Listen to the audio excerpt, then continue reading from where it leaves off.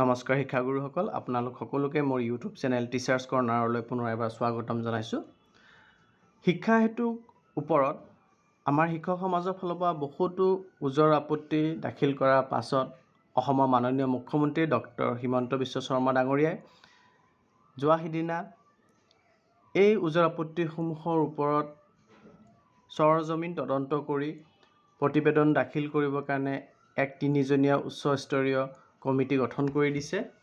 আৰু তেনে পৰিস্থিতিৰ মাজতে যোৱা নিশা এটি ভাল খবৰ শিক্ষা হেতুক লৈ পেলাই আমাৰ মাননীয় শিক্ষামন্ত্ৰী ডাক্তৰ অনুজ পেগু ডাঙৰীয়াই তেখেতৰ ছ'চিয়েল মিডিয়া প্লেটফৰ্মত শ্বেয়াৰ কৰিছে, যোনটো ইনফৰ্মেশ্যন মই আপোনালোকক দিবলৈ চেষ্টা চলাইছোঁ।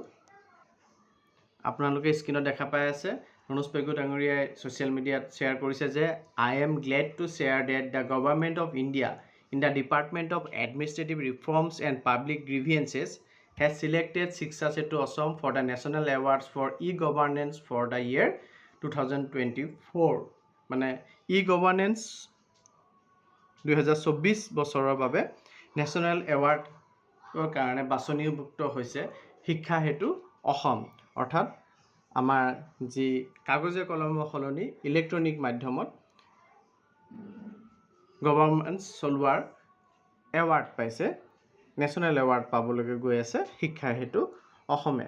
The award will be conferred to Samagra Shiksha Assam during the 27th national conference on E-Governance on 8th and 9th August 2024 in Mumbai.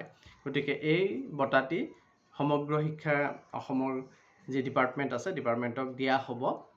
8 আৰু 9 আগষ্টত যি 27তম নেশ্যনেল কনফাৰেন্স হ'ব গৈ আছে E-Governance মুম্বাইত, তাত অসমৰ সমগ্ৰ শিক্ষা কাৰ্যালয়ক এই বঁটাটি দিয়া হ'ব।